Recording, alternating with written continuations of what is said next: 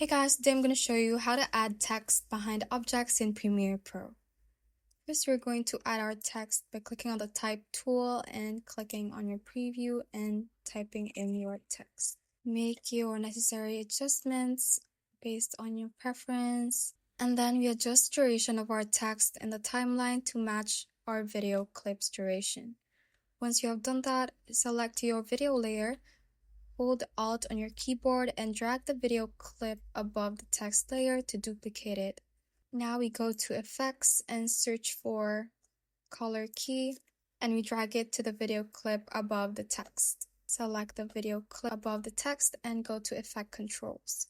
Scroll down and we should see the Color Key effect. Under this is a dropper tool. We click on it and click on the area behind your subject. Note that this will only work if your foreground subject is a different color from your background.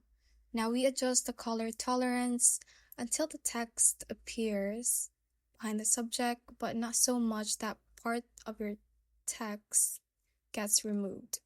So it should look like this. And that is how you can basically add text behind objects in Premiere Pro. Thanks for watching, and if you found this useful, hit that like button and subscribe for more videos like this.